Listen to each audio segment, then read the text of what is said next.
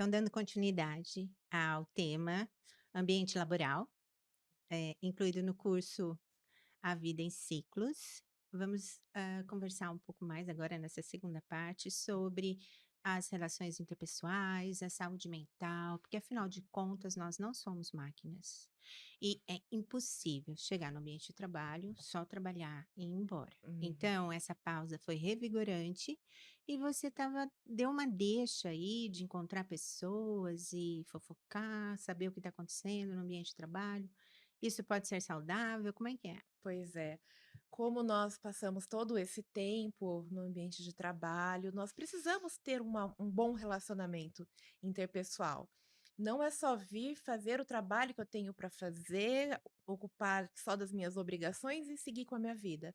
É muito importante ter algumas boas amizades no ambiente de trabalho. Não precisa ser os seus melhores amigos, né, que alguns carregam ali desde a escola, mas é bom ter pessoas em quem a gente possa confiar em alguns momentos para problemas do trabalho, ou mesmo naquele dia que a gente não está muito bem e precisa de um suporte maior.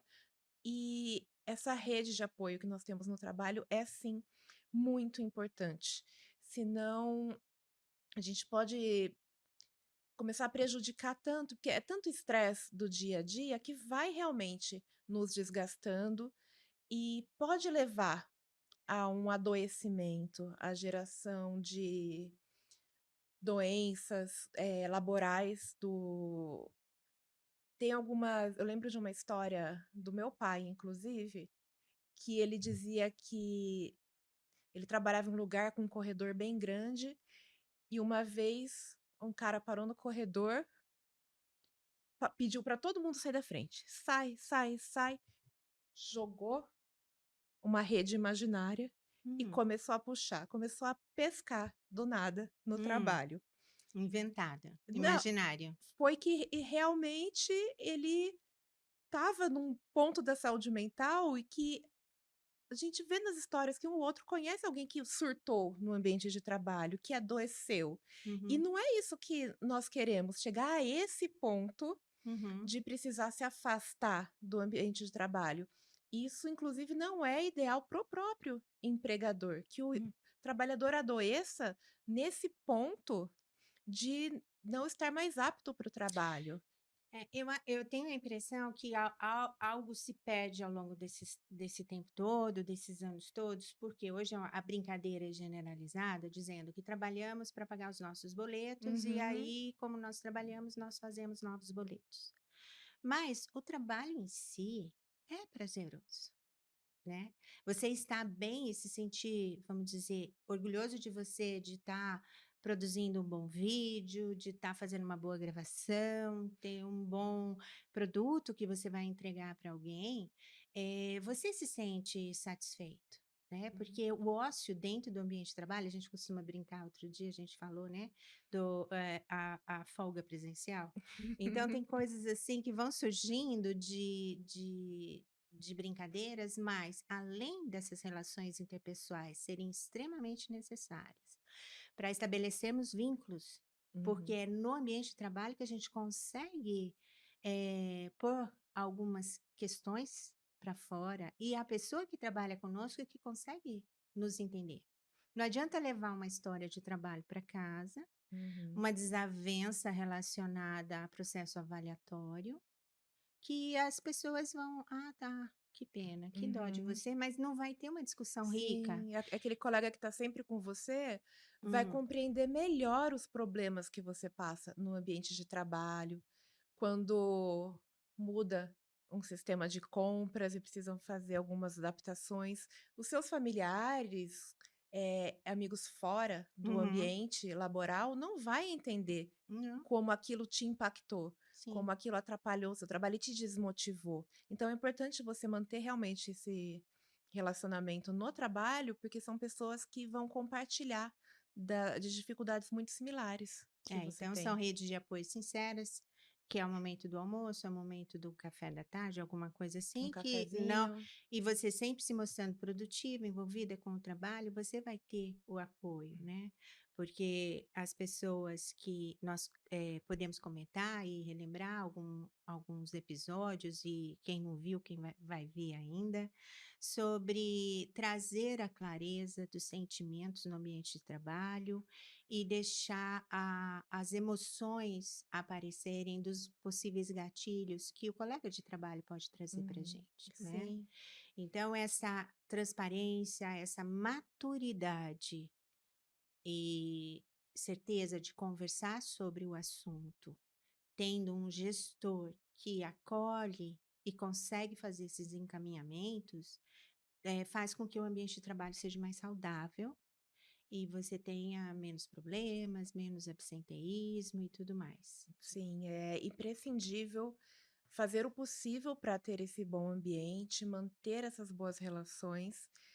Importante realmente que o gestor se preocupe em manter o ambiente saudável, porque como nós já vimos, desde séculos se percebe que o ambiente de trabalho bom, saudável, é o que vai trazer a produtividade. Se o trabalhador adoece, ele não vai render, não tem como. E pode adoecer a tal ponto de precisar desse afastamento do Uhum, trabalho. uhum, Eu acho que muitos conhecem essa doença, essa a síndrome de burnout. uhum, Muito se fala dela e um marco para nós, inclusive, é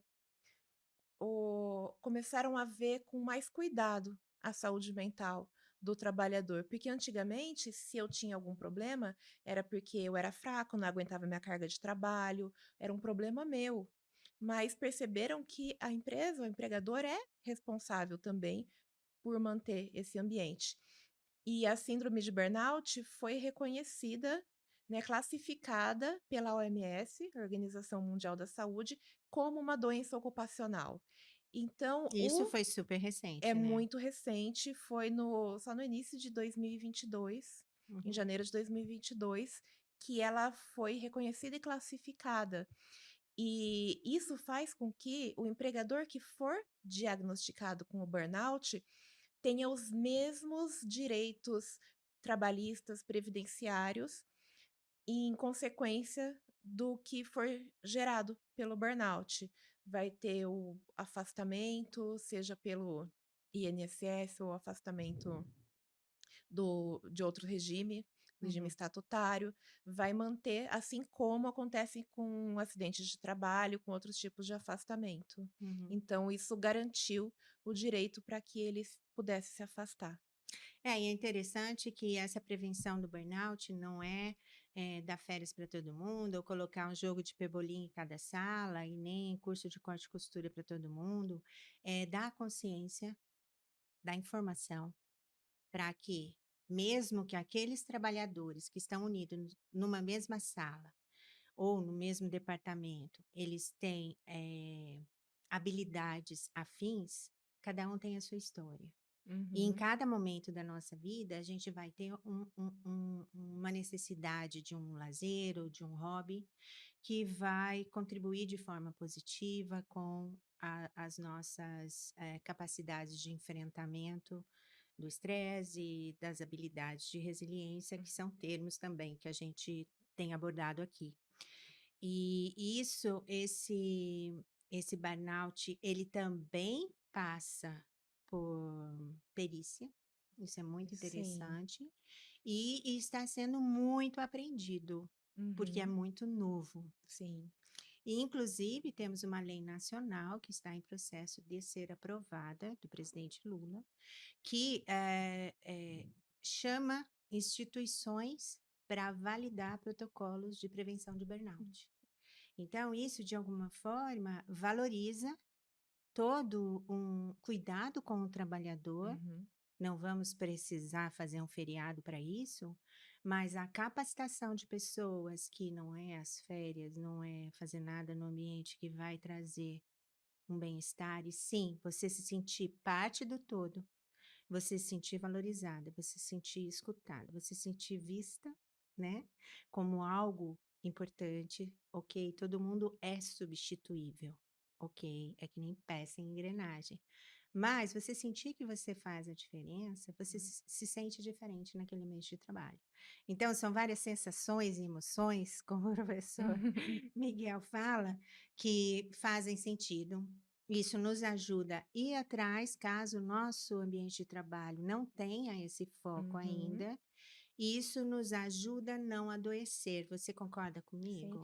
Eu queria chamar a atenção, inclusive, para um ponto que você trouxe por várias vezes, em vários momentos, que é atividades preventivas. Uhum, Nós estamos o tempo todo dizendo que precisamos ter essas atitudes para não chegar na doença, uhum, porque é onde nós conseguimos agir. sim. Na prevenção, para que as pessoas se sintam bem, quando perceberem que um problema do trabalho está agravando a saúde mental, a pessoa não está se sentindo bem, já buscar uma alternativa, e a melhor forma é encontrar para cada um o que funciona melhor. Hum, Para isso, nós falamos muito das estratégias de coping, que são fundamentais, melhor discutidas em um outro outro episódio. episódio, mas é importante que cada um tenha o autoconhecimento de compreender o que funciona melhor. Funciona melhor para mim sair, dar uma volta, me isolar ou buscar alguém para conversar em um momento difícil? Uhum, Funciona melhor que eu me afaste, pense com calma, volte para conversar em um outro momento, ou que eu guarde aquilo para mim, tente evitar o conflito. São várias formas de manejar uhum, esse estresse do ambiente de trabalho, e a gente tem que encontrar o que funciona melhor. A empresa também pode buscar alternativas como informação, campanhas de saúde. Existe o Janeiro Branco, que é um momento onde se trata de saúde mental no ambiente de trabalho, que é muito uhum. importante. E o foco está ali, sempre na prevenção. Porque depois que você adoece, existe a lei que diz que você pode se afastar, mas você vai se afastar para cuidar de problemas metabólicos, de pressão alta, pessoas que infartam no Uhum. trabalho.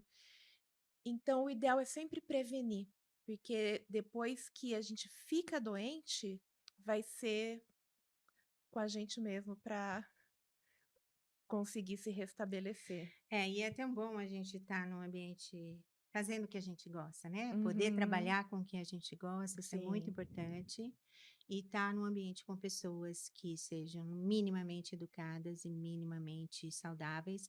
E isso, eu, por vários momentos, tive a oportunidade de conversar com várias pessoas na minha trajetória de vida, que por vezes, quando o ambiente de trabalho não está saudável, que é interessante, estabelecer códigos de boas práticas, códigos de conduta dentro do ambiente de trabalho, que nem que sejam 4, 5 pessoas naquele ambiente.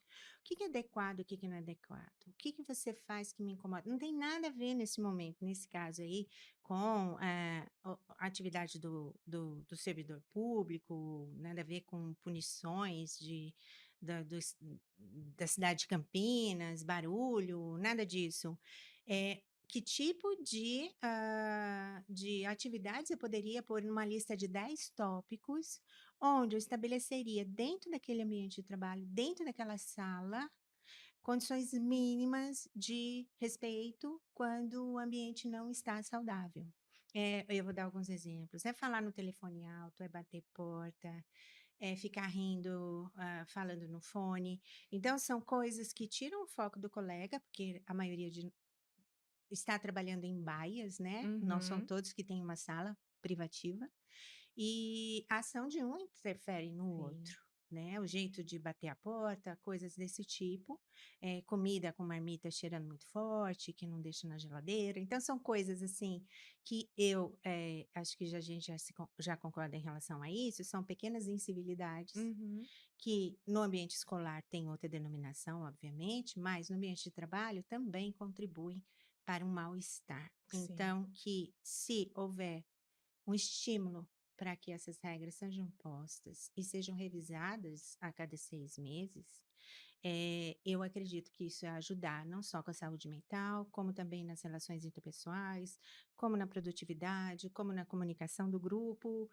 Você concorda? É bom que exista essa proximidade, essa que se tenha colegas de trabalho que são próximos, que você possa confiar, porque nesses momentos que surgem essas incivilidades, nós nos sentimos à vontade para expor, né, Uhum, seja em uma reunião, algum momento, eh, os pequenos detalhes de convivência que o incomoda o outro e que podem ser resolvidos de maneira muito simples, nos comunicando bem, sabendo respeitar os limites um do outro, não tomando algo como pessoal, porque nós não sabemos o que incomoda em cada um. Então, nós precisamos estar abertos a uhum. compreender melhor o outro. Então, realmente ajuda muito. A comunicação é essencial nesse ponto. E uma curiosidade agora, tirando um pouco dessa relação interpessoal, uma curiosidade que me chama atenção é na França, o símbolo do 1º de maio é presentear alguém com uma florzinha branca que Hum. parece um sininho, Ah, é uma né. flor muito bonita, E você realmente. conhece a história É, desse símbolo? ela tem uma história muito antiga. É uma flor linda que vocês podem procurar, se chama lírio do vale. E é uma flor que o costume surgiu lá na Idade Antiga, porque marcava as homenagens que se faziam, as oferendas que faziam para Flora, uma deusa romana das flores, da natureza, e essas flores eram presenteadas em homenagem a ela.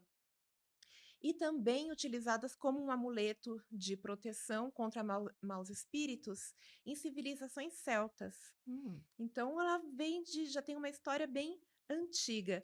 E perto do dia 1º de maio, era o momento onde presenteavam com essas flores, porque marcava ali uma contagem regressiva para o verão no hemisfério norte. Quando chegamos ali na Idade Média, com o rei Charles IX na França, ele recebe de presente um buquê, um ramo florido com esse lírio do vale. E ele ficou tão assim encantado com a delicadeza da flor, que parece um sininho ali, é parece uma um cacho de um sininhos, cacho de né. sininhos, é de uma beleza ali única. E ele gostou tanto desse ramo de flores que ele decretou a distribuição de lírio do vale para todas as moças solteiras da Olha corte, só. no É. dia 1º de maio. Olha só. E aí mais para frente, lá no final da Segunda Guerra Mundial, o lírio do vale passou a ser, usado como um símbolo de resistência. A rosa vermelha também traz esse símbolo, e o lírio do vale também é um símbolo de resistência e que remonta ao dia 1º de maio na França, mostrando esse carinho, né, que tem com as pessoas queridas, presenteando as pessoas com um ramo Uma boa dessa flor jornada de no trabalho, dia né. 1º de maio. E a venda dessa flor é autorizada ali nas calçadas da França, e a renda arrecadada da venda com essas Uhum. flores vai para pessoas desempregadas, para sindicatos Hum, políticos. Então ela se tornou um símbolo na França também é. dessa luta trabalhista. Muito bom. Bom, Priscila, eu acho que a gente já trabalhou muito hoje Trabalhamos. neste tema, e eu acredito que os principais artigos, as novidades do tema, Hum. a gente pode deixar no Nós vamos deixar no material isso. complementar alguns artigos sobre qualidade de vida no trabalho, mostrando que as empresas realmente têm percebido essa necessidade da melhora do ambiente e para uma melhor produtividade, e também um questionário de qualidade de vida no trabalho, questionário QVT, Uhum. para que as pessoas possam avaliar, Um ambiente se que elas avaliar, se conhecer em relação ao ambiente de trabalho. E eu acho importante contribuir também com os outros 2 textos que nós estamos aqui, que é o decreto de que nasce o burnout com CID, né, Sim, e também o apoio do governo atual em criar espaços para formação de prevenção de sim, burnout. sempre a prevenção é muito importante. Então, obrigada de novo pela presença. Espero que tenha sido interessante para você. Para mim foi ótimo conversar sobre Uhum, tudo isso. É sempre maravilhoso falar não só de cultura, de história, de conceito, de fisiologia, que está uhum. sempre na nossa rotina. E eu agradeço muito a sua presença novamente. Eu também agradeço. É muito bom poder compartilhar o conhecimento. E se alguém tiver outras dúvidas, podem entrar em contato conosco, que nós adoramos conversar. Chama para o café, estabelecer boas relações de E trabalho. se tiver fofoca, a gente vai correndo, mais correndo ainda. Mais ainda, mas estamos disponíveis para quando precisar de mais informações. Obrigada. Obrigada.